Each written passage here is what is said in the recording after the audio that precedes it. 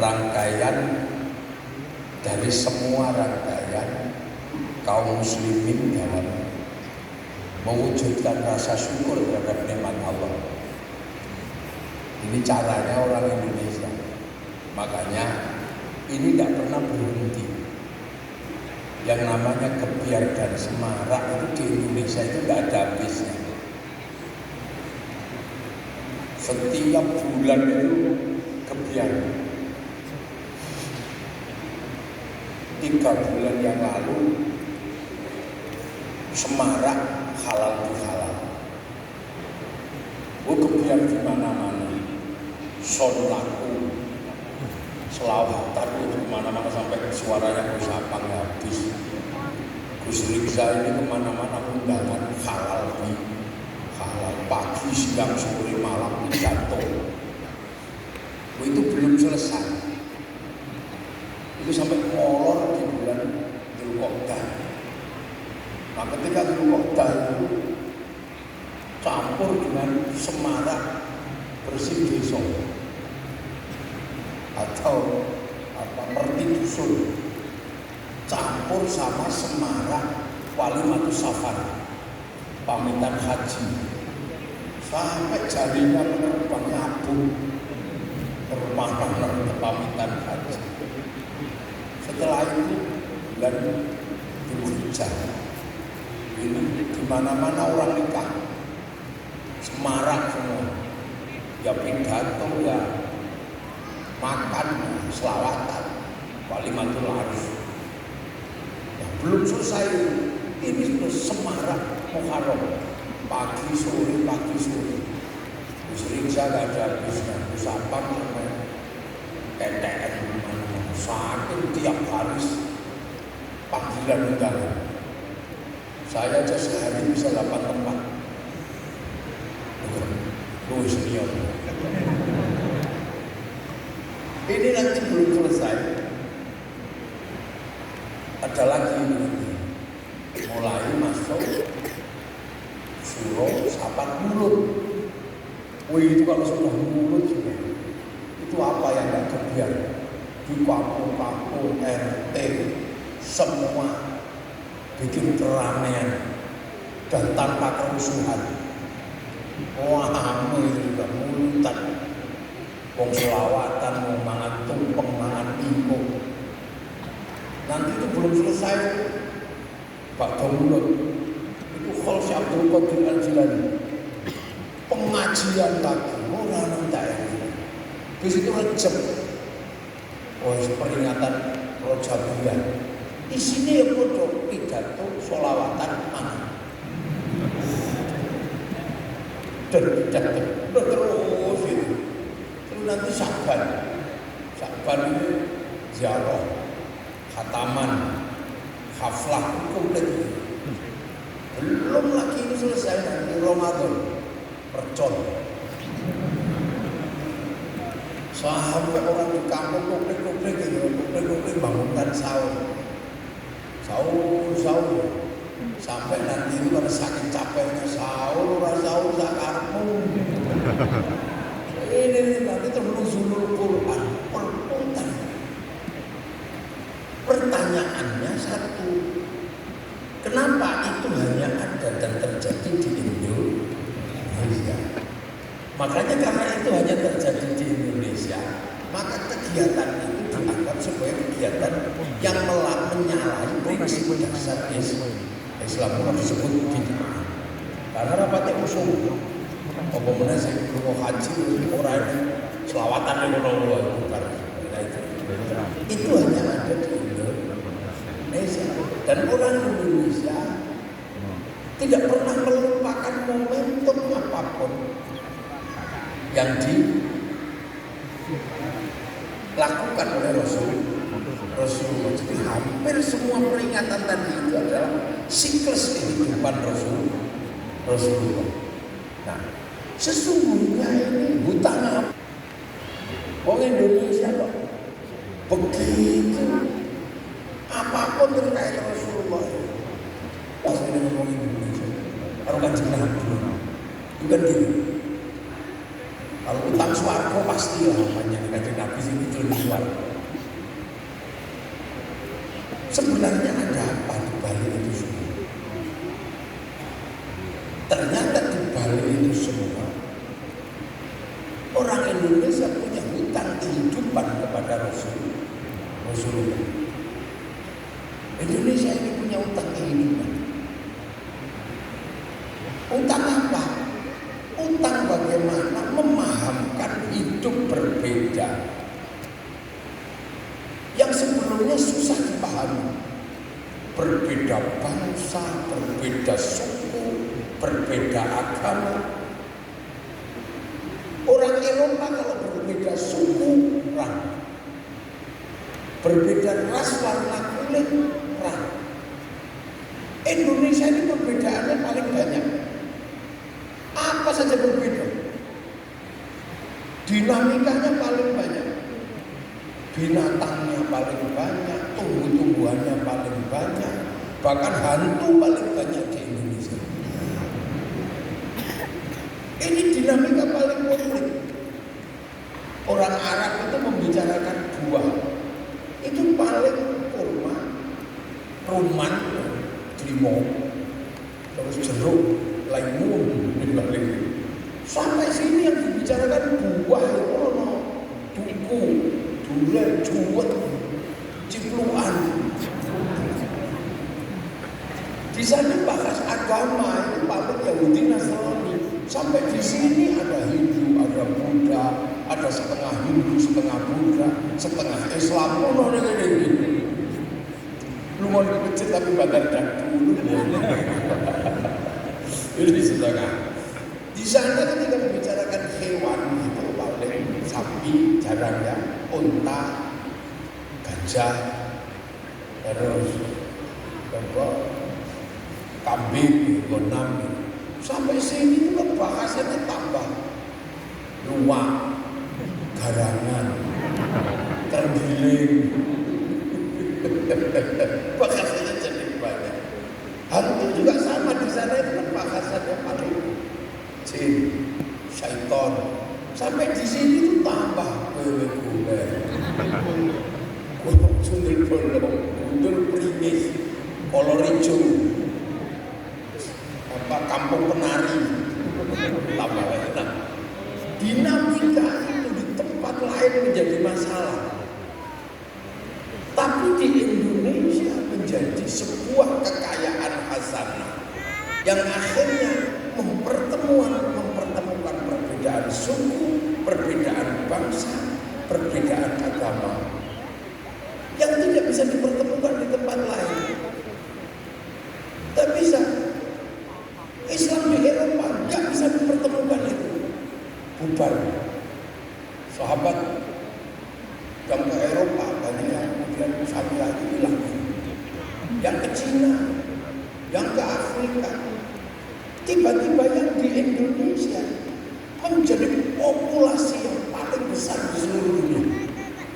Dan hari ini kekuatan Muslim terkuat dan terbesar di dunia ada di Indonesia. Wong apal Quran paling akeh di Indonesia.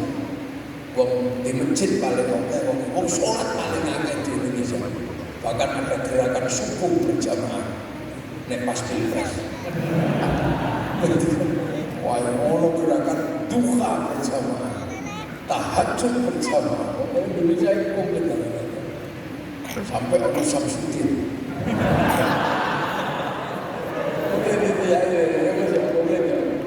Komplit. Nah, bahkan orang haji paling banyak dari Indonesia. Antrinya sampai 50 tahun. Itu tidak terjadi di negara lain. Makanya akhirnya orang-orang bisa melihat puluhan ini suku bangsa bisa bersatu. Bahkan ketika menjadi negara, ini menjadi fenomena yang aneh. Arab itu satu bangsa, akhirnya pecah jadi puluhan negara. Eropa satu bangsa, akhirnya pecah jadi puluhan negara. Tapi kita yang puluhan bangsa, suku dan agama akhirnya bersepakat dalam satu negara, Kesatuan Republik Indonesia. Ini bukan sesuatu yang dengan tiba mempertemukan Islam yang lahir di Arab dengan Indonesia yang basicnya adalah Nusantara.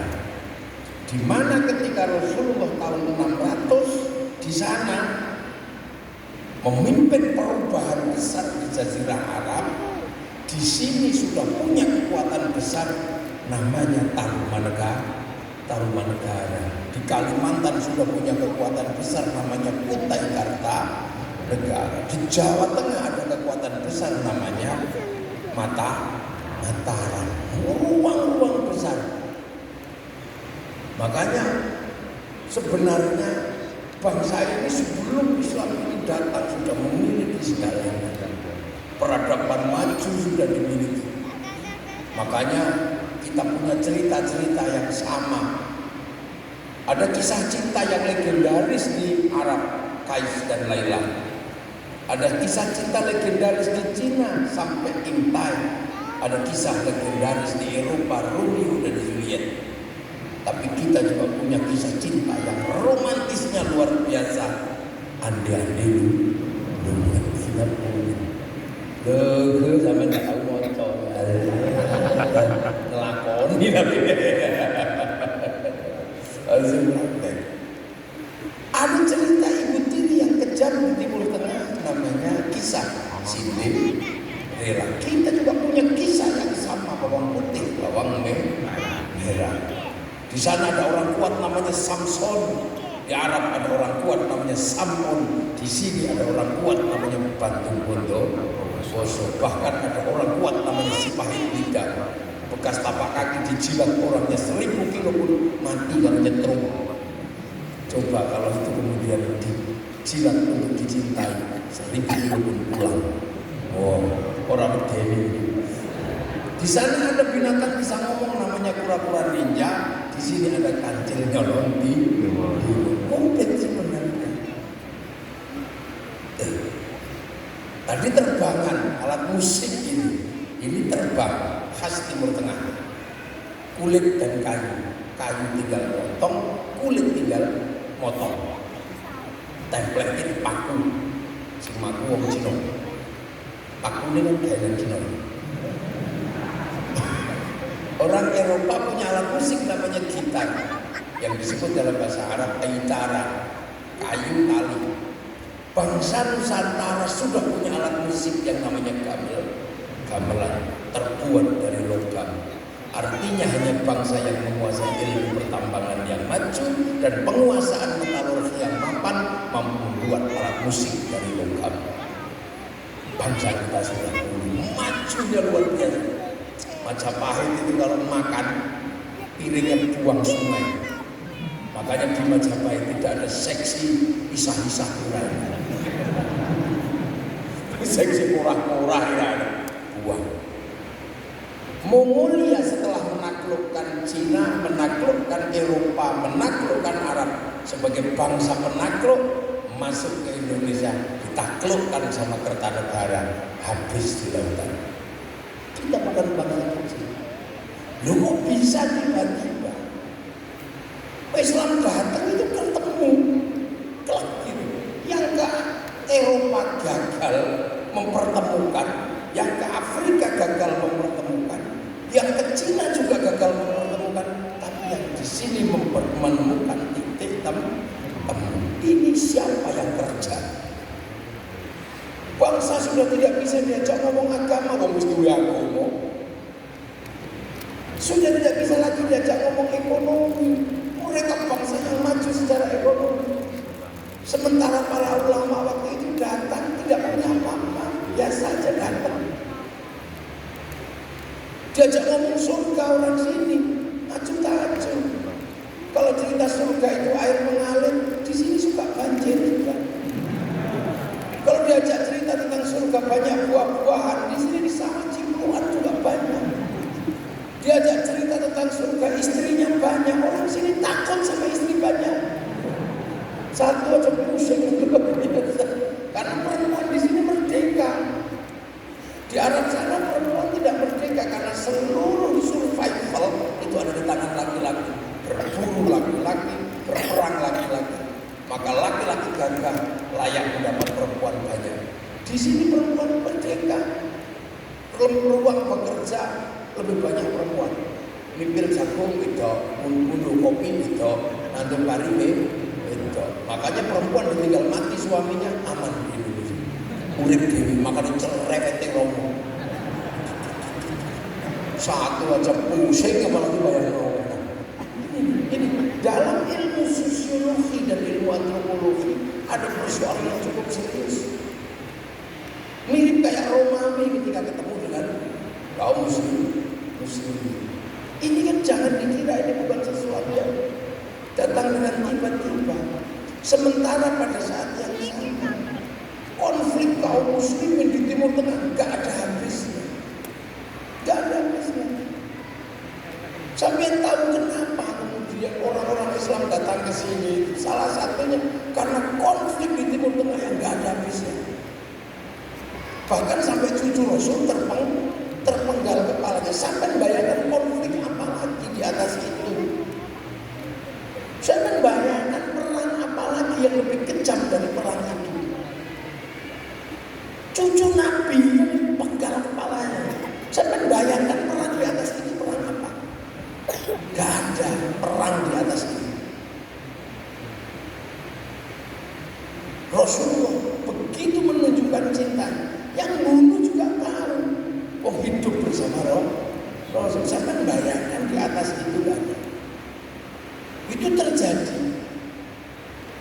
Sehingga setelah itu cita-cita Rasul ini tercerai berai tentang membangun masyarakat madani, tentang membangun masyarakat yang setara.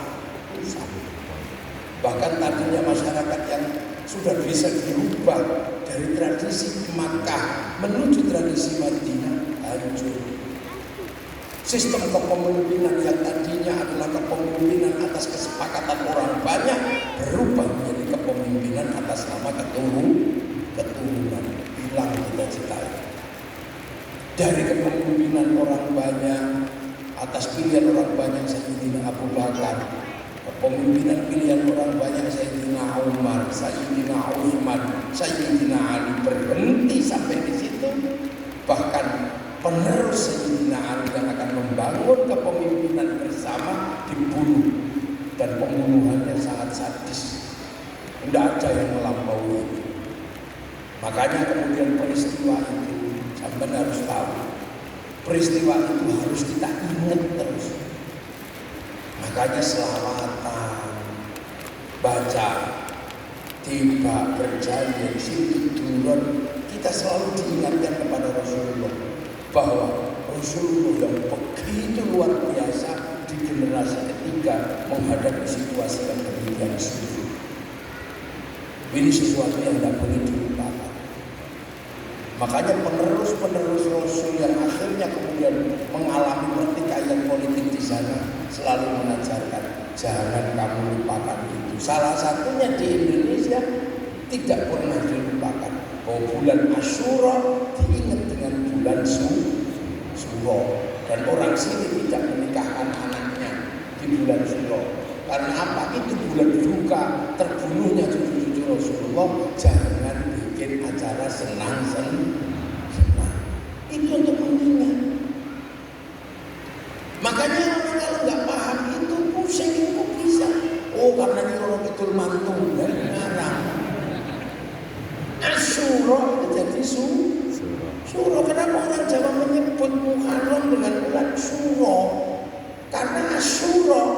Kalau Asyura kepanjangan memang orang Jawa itu menyebutnya nggak suka kalau yang panjang-panjang. Itu kan. Terus asfal ya apaan? Bukan sepanjang-panjang.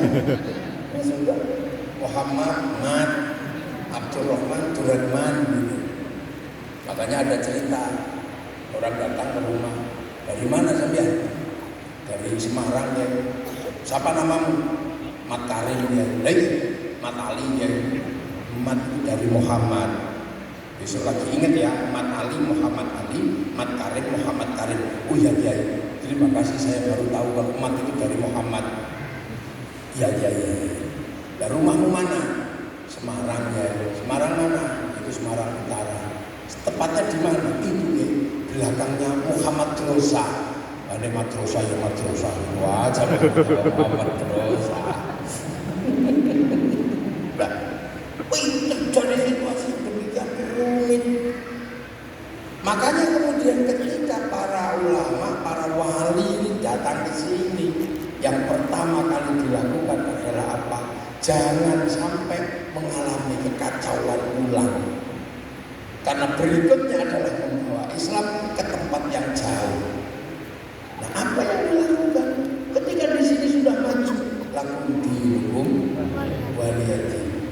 Di sini sudah ada bineka tunggal ika. Nah, konsep hidup seperti itu apa tawaran dari Islam? Bagaimana menempatkan manusia yang berbeda-beda tapi hidup bersama saling bertanggung jawab? Rasulullah punya konsep dasar kullukum ra'in wa kullukum mas'ulun an ra'iyati. Kalian semua adalah pemimpin dan kalian semua bertanggung jawab terhadap yang dipimpin. Yang dipimpin bertanggung jawab pada yang mimpin, yang mimpin bertanggung jawab pada yang dipimpin. Jadilah manusia yang berbeda-beda tapi hidup saling bertanggung jawab. Konsepnya Rasulullah itu adalah konsep ra'iyah. Ra'iyah inilah yang hari ini dan waktu itu diterapkan untuk masyarakat yang berbeda-beda untuk hidup bersama, berdamai, saling bertanggung jawab. Ra'iyah itulah yang sekarang diserap ke bahasa kita dalam bahasa Indonesia menjadi rakyat. Ingat. Jadi rakyat itu yang sekarang dipakai oleh orang Indonesia adalah konsepnya Rasulullah. Dan satu-satunya bangsa Muslim dunia yang sanggup mengambil kalimat ra'iyah untuk menyebut warga bangsanya hanya Muslim Indonesia. Ingat, kita bukan people. Kalau people adalah Vox Populi, Vox Dei, suara mayoritas, suara Tuhan. Begitu dia mayoritas, dia mengatakan kami adalah bagian dari Tuhan. Makanya khilafah tidak cocok dengan konsep ra'iyah. Begitu juga komunisme, dia nggak cocok karena dia proletariat, kaum miskin, kaum buruh. Begitu dia kumpul, dia akan menjadi kekuatan namanya diktator proletariat. Nggak cocok dengan konsep ra'iyah. Ra'iyah adalah wasatiyah, hidup seimbang yang berbeda-beda tapi saling bertanggung jawab. Jadi sampean ini karib para sesepuh dititipkan kepada Rasulullah. Ra'iyah ini kalau ngumpul namanya musyarakah. Lahirlah konsep hidup antar ra'iyah yang kemudian dikenal dengan masyarakat. Kalau kalian berbeda faham dan berselisih tentang sesuatu, kembalikan pada Allah. Wasyawirhum fil amri, lahirlah konsep musyawarah. Dan itu kemudian menjadi bahasa baku dalam menentukan apa yang disebut ketentuan tentang negara. Karena penentu dan pengambil nilai-nilai itu adalah para wali, maka daerah yang ditempati oleh ra'iyah disebut wilayah.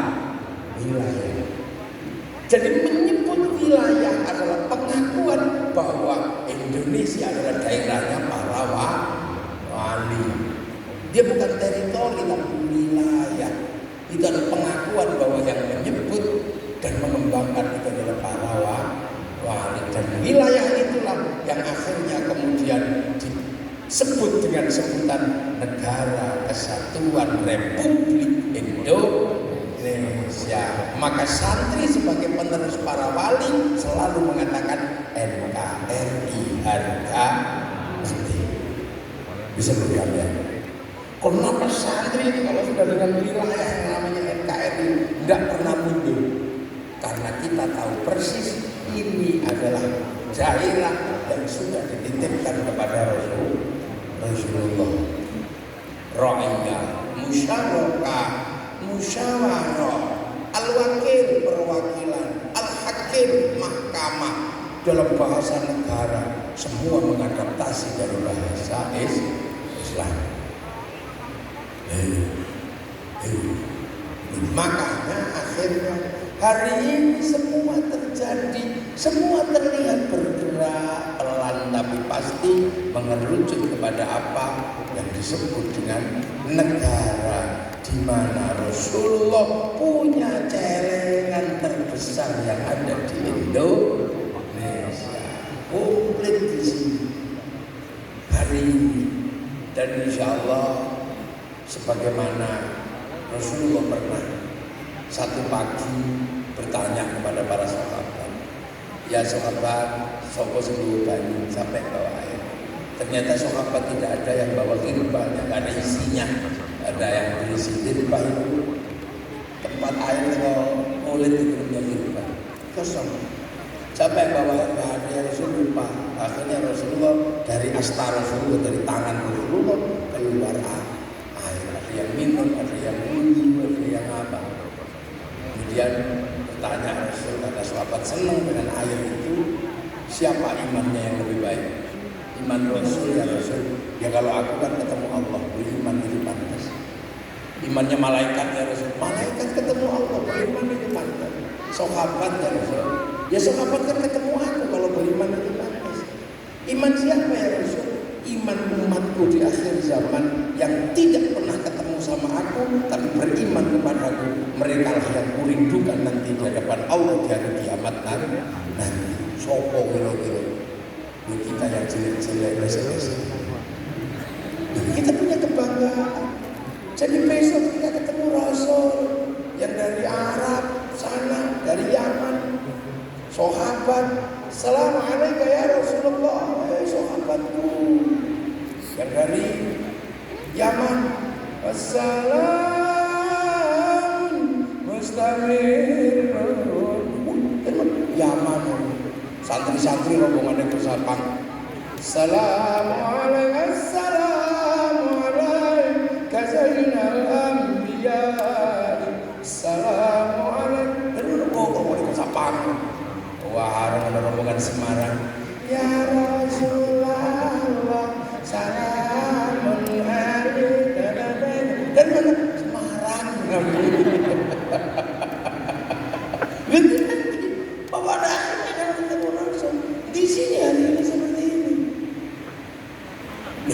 Makanya ketika jadi NKRI dengan konsep dasar Majelis Permusyawaratan Rakyat, Dewan Perwakilan Rakyat, struktur mana lagi yang kamu dustakan bahwa struktur bangsa Indonesia membentuk negara adalah struktur dasar yang diajarkan oleh Allah, diajarkan oleh Rasulullah Muhammad Sallallahu Alaihi Wasallam. Makanya kita ini lihat, nah sekarang dijaga. Makanya ketika Indonesia itu merdeka, Indonesia berjuang habis-habisan untuk siapa? Untuk rakyat ini, agar aman dan nyaman. Untuk apa? Menjaga kemanusiaan dan menjaga agama. Karena wahadal baladil amin adalah sumpah yang diberikan Allah kepada Rasulullah. Watin untuk Nabi Nuh, Zaitun untuk Nabi Isa, Nabi Ibrahim, wa quri sinina untuk Nabi Musa, tapi untuk Nabi Muhammad wahadal baladil amin sudah menyebut tentang keamanan bangsa dan negara. Untuk melindungi apa? Melindungi laqad khalaqal insana fi ahsani, tapi manusia yang baik-baik harus dilindungi. Kemudian untuk melindungi apa? Amanu wa amilus sholihat, agama dan perbuatan baik. Manusia yang baik, agama yang baik rusak kalau bangsanya tidak aman. Suriah, masyarakatnya baik, agamanya baik, dua-duanya rusak karena baladil amin tidak ada di sana, rusak semua. Ini terjadi dan ini berhasil. Makanya kita jaga bareng-bareng, dijaga habis-habisan. Bangsa membutuhkan simbol merah putih. Kita bergerak merebut simbol karena bendera adalah harga diri bangsa. Makanya sampai jangan lupa merah putih yang kita pakai ini dulu minta nyawa. Mengibarkan merah putih resikonya mati. Makanya orang Jawa kalau mengibarkan merah putih biar gak ditembak Belanda, kibarkan dalam rumah. Belanda curiga tiang rumahnya dikasih tebu, masih curiga tiang rumahnya dikasih padi, masih curiga tiang rumahnya dikasih kelapa. Besoknya masih curiga bahwa tumpeng sama ibu. Oh ternyata mau makan orang-orang. Begitu nasinya habis, tumpengnya habis, padi mengering, tebu mengering, pisang rontok, kelapa mengering, yang tersisa tinggal merah putih. Orang Surabaya merah putih biru, sobek biru sampai perang memperebutkan merah putih berapa ratus ribu nyawa. Resolusi jihad 10 November yang dipeletuskan di 22 Oktober tidak lain dan tidak bukan adalah untuk menggerakkan perjuangan berawal dari menyobek merah putih birunya disobek, minta nyawa. Generasi kita apakah merah putih minta nyawa? Tidak. Merah putih hanya minta paling enggak diikat di kepala kalau mau. Kalau enggak paling tidak hanya minta angkat gitu aja. Ada yang bilang musyrik, ada yang bilang bid'ah. Ini pasti zaman perang, nenek moyangnya enggak ikuti.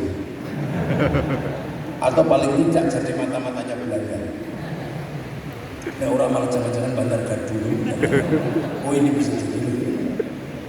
Nah ini makanya kita minta. Kalau sudah seperti itu, raja-raja yang tadinya berdaulat dan berkuasa, begitu Indonesia merdeka, patuh dengan ketentuan rakyat. Makanya ketika atas nama bangsa Indonesia dicetuskan oleh Bung Karno, Belanda bertanya, daerah mana berdaulat yang menyerahkan kedaulatannya padamu? Raja Jogja mengatakan, tanah kami untuk NKRI. Raja Solo, tanah kami untuk NKRI. Raja Aceh, Raja Kalimantan, Palembang, Sulawesi, Maluku, Raja Flores saja semua tanah kami untuk NKRI. Ribuan hektar diberikan untuk NKRI. Sekarang tanahnya kegusur 1 meter saja, ributnya sampai Mahkamah Agung. Makanya orang-orang seperti ini kalau Indonesia dulu waktu persiapan merdeka sudah hidup Indonesia nggak jadi merdeka. Jenderal Sudirman paru-parunya satu, zaman bisa bayangkan sakitnya kayak apa orang dengan paru-paru satu memimpin pasukan untuk perang. Sekarang BPJS belum turun, ributnya masya Allah. Ini generasi milenial jangan malu, bikin malu sama pendiri bangsa. Makanya kita rawat bangsa ini. Caranya gimana? Kita rawat persatuan. Agama menjadi kunci, agama menjadi tonggak bagaimana membangun persatuan.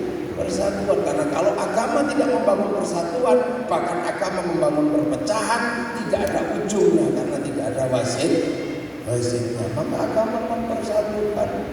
Untuk apa menjaga kebersamaan NKRI? Kita setiap hari ketemu dan berbiaya. Halal bihalal ngetono biaya. Pengajian kebersamaan ngetono biaya. Dan santri setiap hari menjaga kebersamaan itu. Dungo yang lain sendiri-sendiri, santri apa? Ayo dungo bareng, bertahan dengan kebersamaan dalam berdoa. Kiai ini sing dungo, santri ini sing amina. Amin. Udah kecapean, amin. Santri kiainya langsung paham, alhamdulillahirabbil alamin. Begitu yang berdoa semakin banyak ikut, maka diajak ke alun-alun Semarang, simpang 5 berdoa, berzikir, istighosah. Kalau sudah seperti itu apa? Seluruh yang tadi disebut rakyat tidak pernah ditanya agamamu apa, tapi semuanya hadir di situ. Ada yang jual bakso, ada yang jual aromanis, ada yang bawa tikar, ada yang semua terlibat. Roda ekonomi berputar, kebersamaan terjaga, bangsa bangkit. Solawat itu kan sendiri-sendiri tadinya, tapi begitu di tangan para ulama, solawat menjadi kebersamaan. Bareng-bareng alun Semarang bersolawat, Jawa Tengah bersolawat.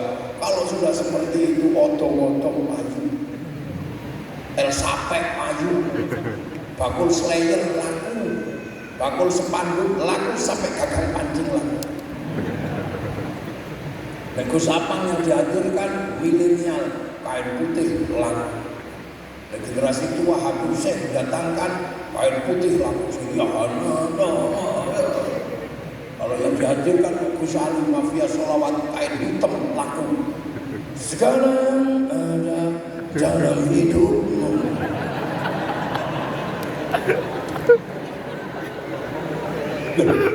Itu putaran ekonomi yang luar biasa.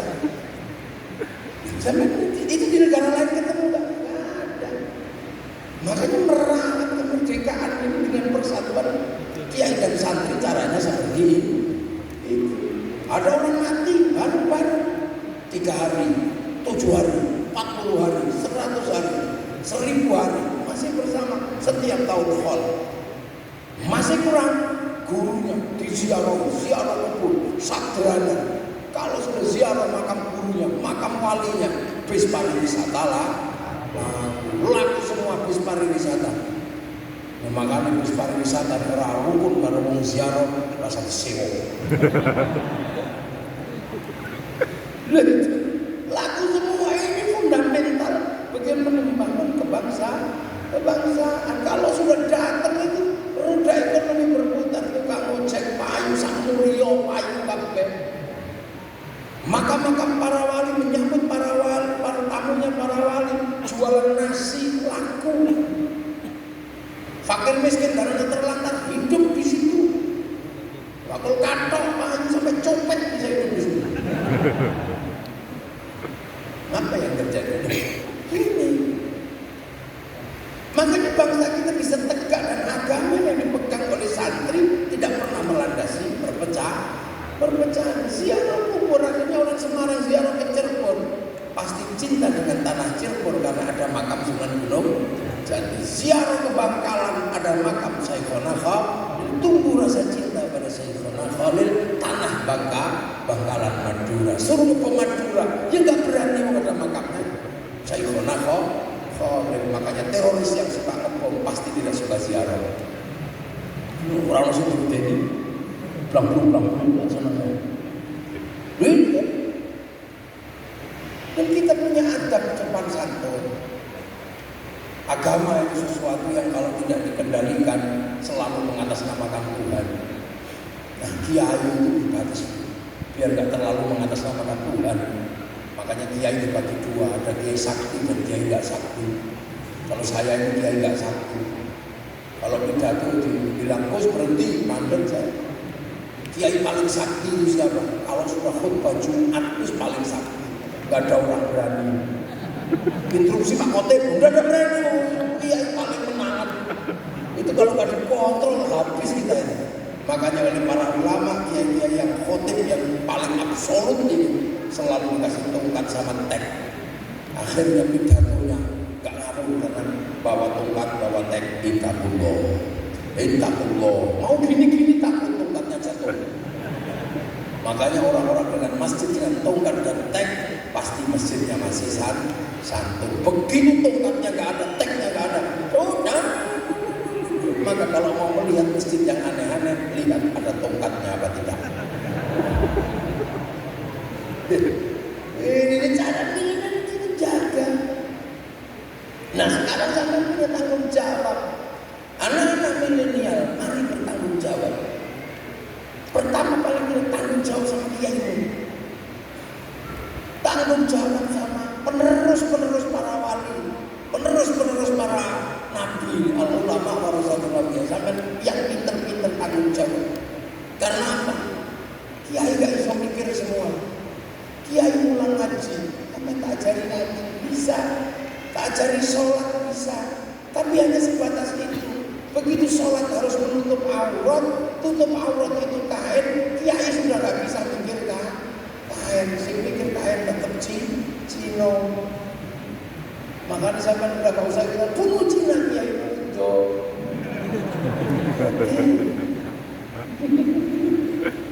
Masa gitu, gak usah gitu, makanya kiai itu tenang. Kiai ngajar sholat itu harus wudhu itu pakai air. Air itu sekarang pakai sanyo sama pipa diurus Mas Pion. Gak usah nesu teman. Itu kehidupan biasa aja. Haji diajarkan sama kiai, begitu waktunya berangkat diurus Yahudi karena urusan pesawat urusannya Yahudi. Makanya kiai jangan yang hancurkan Yahudi, bunuh Yahudi.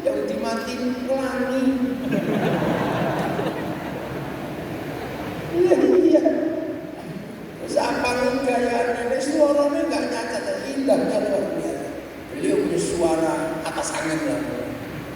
Tapi untuk terbang itu begitu diterbang saya lihat ternyata paku minusnya itu produksi Cina. Pecinya ya Cina, itu sering saya pecinya Cina. Kalau harus tekan ngomong atau udut kalian Cina. Ini benar. Makanya kebersamaan itu dijaga dan itu satu. Nah sekarang masa depan ini sedang menunggu. Bangsa yang dimerdekakan tahun 45 menunggu kemandiriannya. Kemandirian bangsa tergantung siapa? Tergantung generasi muda. Untuk apa? Bisa enggak generasi muda ini seperti bangsa yang lain melakukan produksi? Kenapa Amerika kuat? Karena dia bisa produksi apa-apa bikin sendiri. Kenapa Cina maju? Apa-apa bikin sendiri. Kenapa Jepang maju? Apa-apa gak di Indonesia durung iso. Makanya sekolah-sekolah yang sekarang diisi oleh anak-anak ini kedepannya adalah menghantarkan bangsa bangkit, anak muda bisa produksi. Tapi kemampuan produksi 30 tahun lagi berhubung erat dengan rasa cinta pada bangsa dan negara. Karena hanya bangsa yang cinta pada negaranya, bangsa yang cinta dengan bangsanya mau membeli produksi anak negeri. Kenapa Jepang bisa kuat? Karena orang Jepang mau membeli produk dalam negeri. Kenapa Amerika bisa kuat produksi? Karena Amerika mau membeli produk dalam negeri. Tapi orang Amerika membangun kebangsaannya cukup lama. Film cowboy di Amerika diulang-ulang bagaimana Amerika tahu sejarahnya. Begitu Amerika kalah di Vietnam, Amerika gak boleh malu bangsanya, bikin Rimbo 1 sampai 6. Begitu dia ditekan oleh Cina secara spiritual, anak bangsanya gak boleh malu, bikin American Shaolin, American Kung Fu. Amerika gak boleh malu dengan Jepang, bikin American Samurai, American Ninja. Bahkan samurai terakhir dari Amerika namanya Tom Cruise dalam film The Last Samurai. Bocah milenial gak boleh bodoh. Konflik generasi tua dan generasi muda di Jepang dijelaskan dengan gamblang oleh Shinai Jepang dalam sebuah film Samurai X dengan tokohnya Rurouni Kenshin. Bangsa Malaysia menyongsong masa depannya, jangan sampai konflik antara sesama anak bangsa. Maka Malaysia menyerahkan bangsanya kembali pada si Upin dan si Ipin. Si Upin dan si Ipin tidak boleh lupa masa depan Malaysia akan ketemu dengan anak-anak India. Kenalkan dari kecil seorang India namanya Churchill. Dia nggak boleh lupa dengan anak-anak Cina, kenalkan Mei Mei. Dia gak boleh lupa dengan anak-anak Indonesia, kenalkan Susanti. Dan para wali dari awal mengajarkan hiduplah bersama-sama dalam perbedaan, tapi kuatkan dalam persatuan. Bhinneka Tunggal Ika, Ro'iyah atau rakyat. Kita punya segalanya, tapi bahwa kita tidak boleh malu menjadi orang Indonesia. Hari ini kita sering malu. Rambut hitam dicat abang, akhirnya jadi RKMD, lontong komeng ndas. Dari mulai aja, kita bangkitkan anak-anakku sekalian bahwa para pejuang ini menggambarkan tentang kemajuan bangsa. Makanya jangan mundur. Kita bangun bangsa ini dengan masa depan yang ada di tangan kita semua. Kemerdekaan bukan didapat dari tidur, tapi ribuan jutaan, ratusan ribu bahkan jutaan nyawa dikorbankan. Sekarang kita tinggal mengisi kemerdekaan. Makanya kalau ada hormat bendera, hormatlah.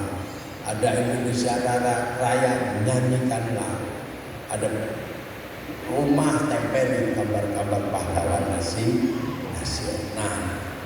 Penting ya, kalau bukan kita siapa?